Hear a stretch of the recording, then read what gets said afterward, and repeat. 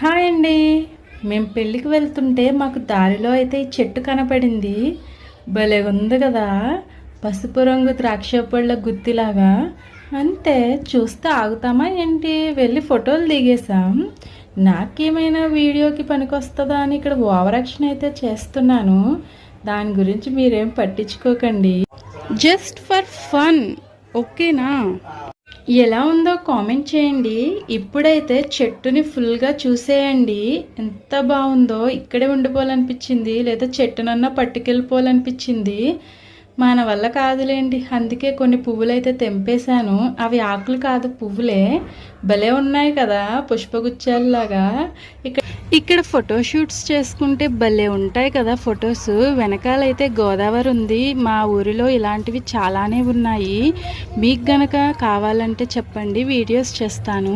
And thank you for watching.